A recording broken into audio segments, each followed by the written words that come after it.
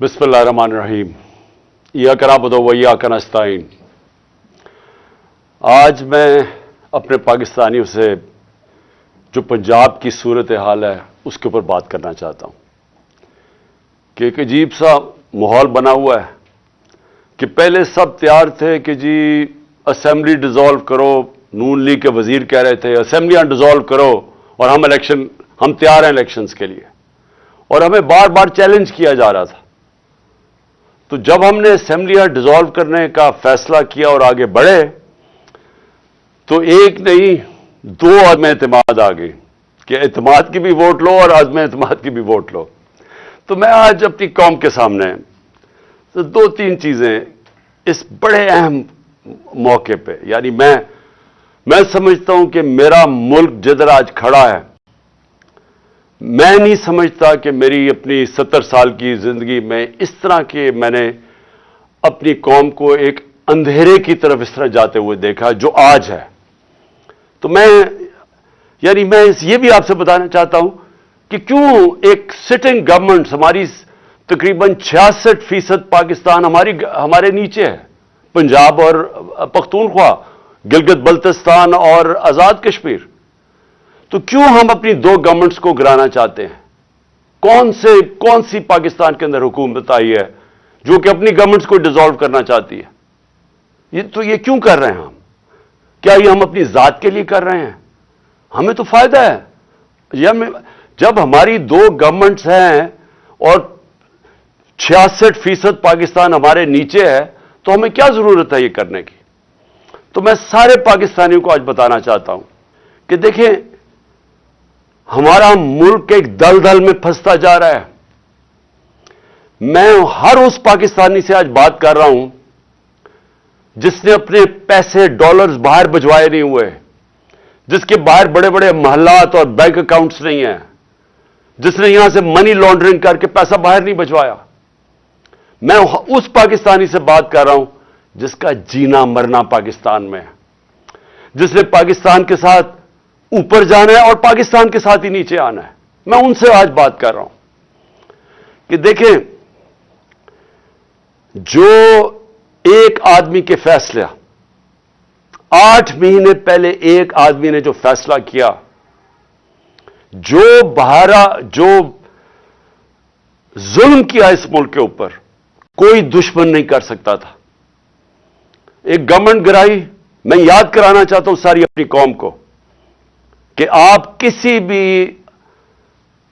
भी गूगल कर लें, पाकिस्तान इकोनॉमिक सर्वे देख लें, कोई भी देख लें कि जो गवर्नमेंट गिराई गई थी वो इस मुल्क की तारीख के अंदर सबसे ज्यादा ग्रोथ रेट थी, यानी बढ़ रही थी, तरक्की कर रही थी, दौलत में इजाफा हो रहा था। 5.6% और 6% तीसरे साल 5.7 और चौथे साल 6%। ये स्वाय मार्शल लॉ के जमाने में, जबकि अमेरिकी डॉलर आ रहा था क्योंकि हम उनके हिमायती थे, कभी इस तरह की मुल्क तरक्की नहीं कर रहा था जिस गवर्नमेंट को गिराया एक आदमी ने।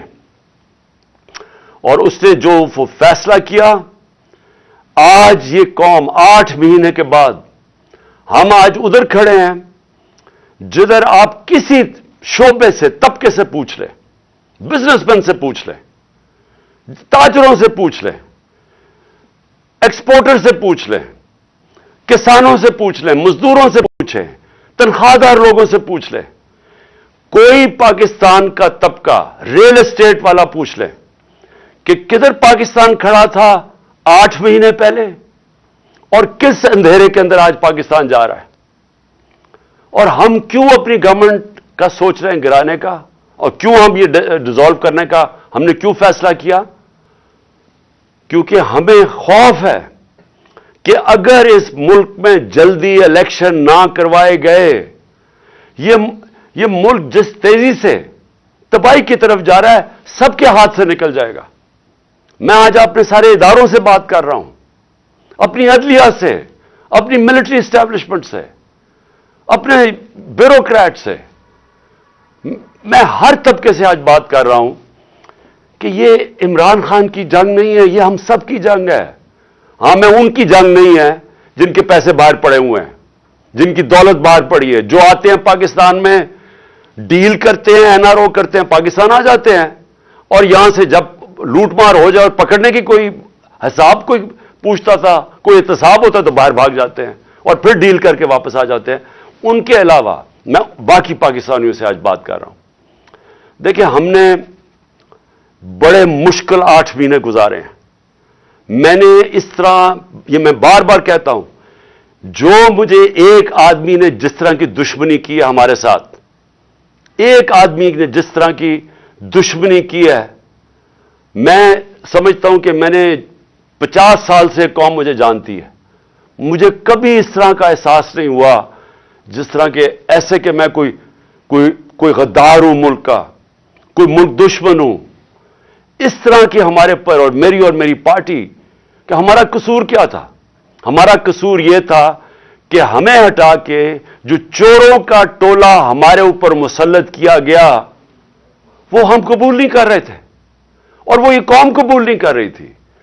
वाज़ेह हो गया कि कौम सारी आके हमारे साथ खड़ी हो गई। हमें जो बुरा भला भी कहते थे, जब उन्होंने इन चोरों को देखा, वो कौम हमारे साथ आके खड़ी हो गई। और इस आदमी को नजर आ रहा था कि कौम इधर आके खड़ी हो गई है। इलेक्शन, बाय इलेक्शन में नजर आ रहा था, जलसों में नजर आ रहा था। जब कभी पाकिस्तान की कौम इस तरह खुद नहीं सड़कों पर निकली जो इस बारी इन 8 महीने में निकली है, और बार बार निकलती गई, एक पैगाम दे रही थी, सारी कौम एक पैगाम दे रही थी कि हम इन चोरों के टोले को हम नहीं कबूल करते, ये इंपोर्टेड हुकूमत नामंजूर है। सारी कौम पैगाम दे रही थी और कौम यह भी कह रही थी कि देखिए, एक ही तरीका इसमें से निकलने का, इलेक्शंस करवाओ। सर्वे के मुताबिक 70% पाकिस्तानियों ने, आज 70% पाकिस्तानी कहते हैं कि मुल्क का मसाइल का हल इलेक्शंस है, साफ और शफाफ इलेक्शंस। लेकिन एक आदमी, और वो कौन था जिसको अरशद शरीफ शहीद कहता था, वो कौन था?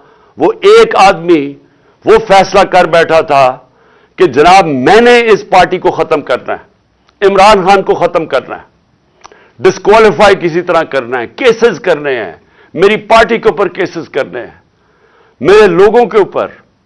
जो शहबाज गिल से किया गया, जो आजम स्वाति से किया गया, जो जमील फारूकी, जो अरशद शरीफ जैसे लोग, जो ये समझते थे कि हमारी हमायती हैं, या वो हमारे लिए लिख रहे हैं, या हमारे लिए बोल रहे हैं, उन सब पे तशद्दुद किया गया।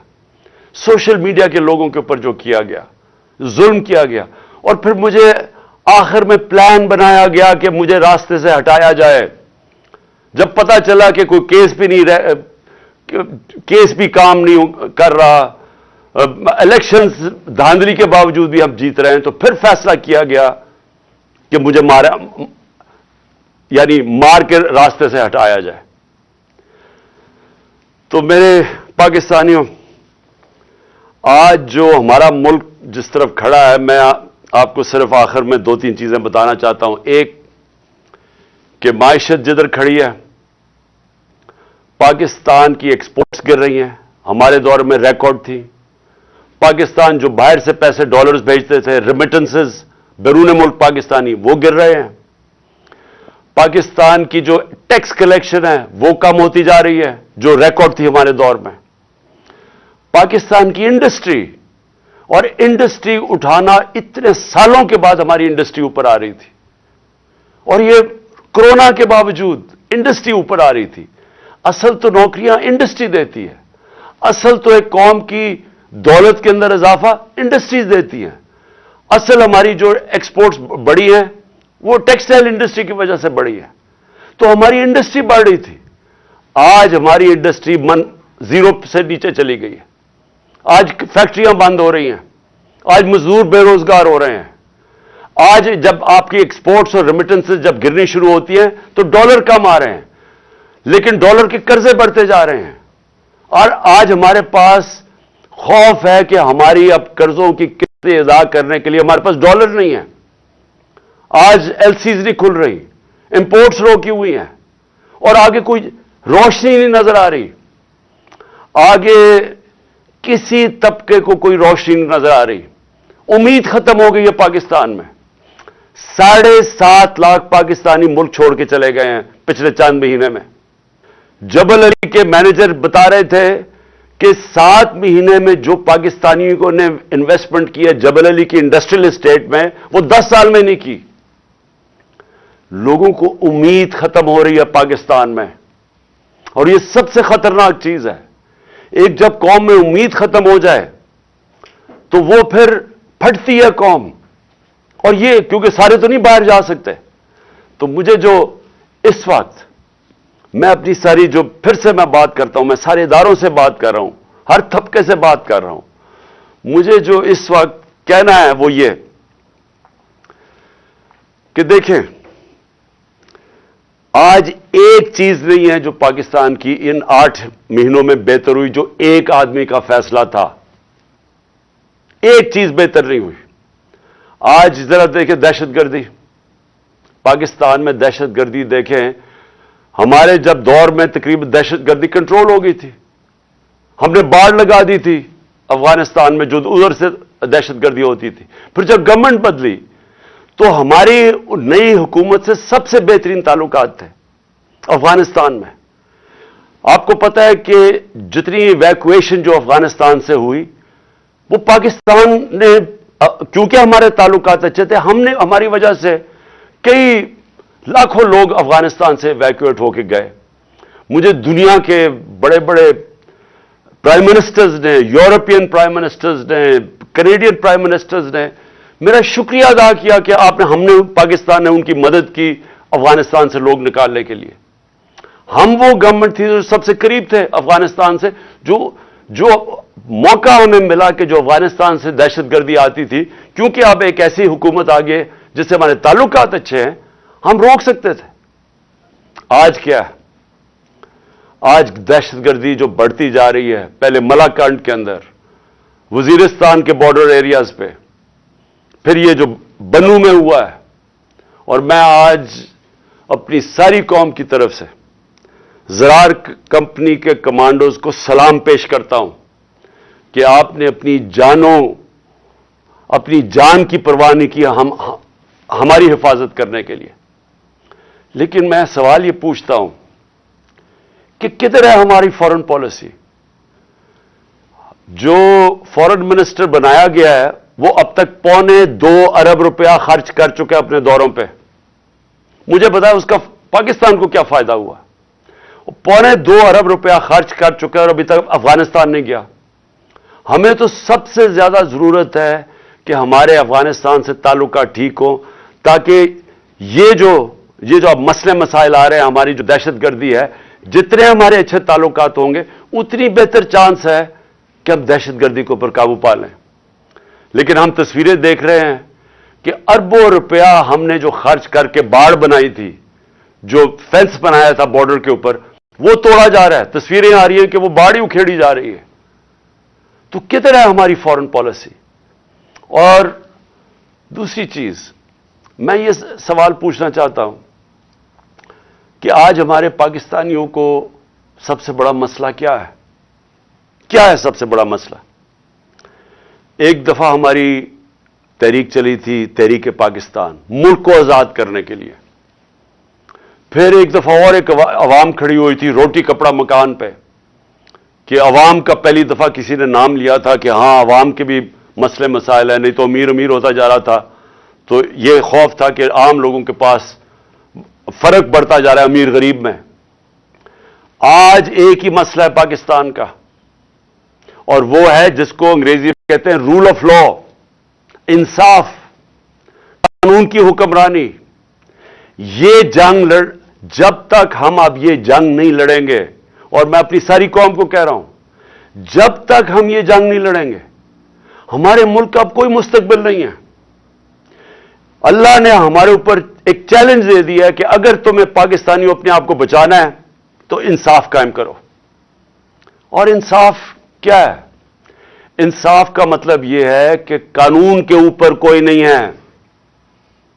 میں جو بار بار حدیث آپ کو بتاتا ہوں، نبی صلی اللہ علیہ وسلم نے تقریباً 1500 سال پہلے کہہ دیا تھا کہ طاقتور اگر چوری کرے اور اسے نہ پکڑو اور کمزور کو جیل میں ڈالو، چور کو، وہ قوم تباہ ہو جاتی ہے. ہم تباہی کی طرف جا رہے ہیں اگر ہم اس ملک میں انصاف نہیں قائم کرتے. آپ کے سامنے اعظم سواتی ہے، کس چیز کے اوپر اس کو سزا مل رہی ہے؟ کہ کیا اس نے کہا کہ جنرل باجوہ نے اینا روٹو دیا ہے؟ کیا اس کے اوپر سزا مل رہی ہے ایک سینیٹر کو کہ اس کو ظلم کیا؟ اس کو جو یعنی کوئی تصور کر سکتا ہے کہ ایک 75 سالہ آدمی، ایک معتبر، ایک شہری جس نے باہر پیسے بنا کے پاکستان آیا، اپنی انویسٹمنٹ کی ہے، اس سے جس طرح انہوں نے مارا بچوں کے پوتوں کے سامنے، اور پھر اس کو جو ننگا کیا، پھر اس کی بیوی کے سامنے گندی ویڈیو ڈالی. ہمیں یعنی میں سوچتا ہوں کہ اللہ ہم کتنا اور گریں گے. یہ جس ایک آدمی نے فیصلہ کیا ان چوروں کو مسلط کرنے کا، ہمارے سے یہ چور ہضم کروانے میں ہم کتنا اور نیچے گریں گے. کیا کیا نہیں ہوا کہ گندی ویڈیوز، کوئی آڈیوز نکل رہی ہیں، بچے ہمارے دیکھ رہے ہیں، سارے سوشل میڈیا پہ گند دیکھ رہے ہیں، صرف اس لیے کہ کسی طرح بلیک میل کیا جائے، بس کسی طرح یہ ہم ان چوروں کو ہضم کر لیں کہ ہم کہیں جی یہ جو چور اوپر آپ نے مسلط کیے ہیں، جو کہ جنہوں نے 30 سال سے ملک کو لوٹ رہے ہیں، وہ لوگ جو کہ 60% سے زیادہ کیبنٹ ضمانت پہ ہے، کرپشن پہ، اور وہ جو کہ ہر روز کیبنٹ بڑھتی جا رہی ہے. ایک طرف ان کے اوپر خزانہ خرچہ جا رہا ہے، پنجاب کے کوئی 170 ارب دینے ہیں، ادھر پختونخوا، اب پختونخوا کی حکومت کو ذمہ دار ٹھہرا رہے ہیں دہشت گردی کا. پیسے تو دیے نہیں ان کو. ہم نے کیوں زیادہ پرانا قبائلی علاقے کے لیے ہم نے کیوں سب سے زیادہ پیسے دیے تھے پرانے قبائلی علاقے کو، مرج ڈسٹرکٹس کو؟ کیونکہ ہمیں تب بھی پتا تھا کہ اگر ہم نے وہاں ڈیولپمنٹ نہ کی اور وہاں مدد نہ کی، کیونکہ جو سب سے زیادہ وار آن ٹیرر میں علاقہ متاثر ہوا تھا، وہ پھر سے مسئلے شروع ہو جائیں گے. انہوں نے ہمیں پیسے نہیں دیے، پختونخوا حکومت کو پیسے نہیں دیے، ان کے تنخواہوں کے لیے ان کے پاس پیسے نہیں ہیں. گلگت بلتستان والے وہ کہہ رہے ہیں ان کو پیسے نہیں دیے، آزاد کشمیر گورنمنٹ کہہ رہی ہے وہ پیسے نہیں دیے، پنجاب جس طرح میں نے کہا وہ کہہ رہے ہیں 170 ارب روپیہ نہیں دیا. تو اگر پختونخوا میں پیسے نہ خرچ کیے گئے اور یہ جو مرج ڈسٹرکٹس کے اندر پولیسنگ کے اوپر نہ انہوں نے زیادہ اس وقت انویسٹمنٹ نہ کی، نوکریاں نہ وہاں ملی، اگر خدا نہ خواستہ پھر سے وہاں دہشت گردی شروع ہو گئی، میں آج آپ کو یہ کہہ رہا ہوں کہ ہمارے ملک کے آگے جو پہلے ہی ہمارا ملک کے معاشی حالات کبھی بھی اتنے برے نہیں تھے، خدا نہ خواستہ اگر دہشت گردی شروع ہوگی تو سب کے ہاتھ سے نکل جائے گا. تو آخر میں صرف یہ کہنا چاہتا ہوں کہ یہ جو پنجاب میں مذاق ہو رہا ہے، ہم اپنی حکومت سے ڈیزالو کر رہے ہیں. یہ ہمارا آئینی حق کیا کہ ہم الیکشنز کروائیں؟ کیوں ڈر رہے ہیں الیکشن سے؟ یہ ہمارا ہم خود اپنی 2 حکومتوں کے اندر الیکشن کروانے کے تیار ہیں. یہ کیوں اتنا زیادہ تماشا؟ کبھی گورنر رول لگا دو، کبھی کہا جی ہم چیف منسٹر کو ہٹا دیں گے. یہ کیوں کہہ رہے ہیں؟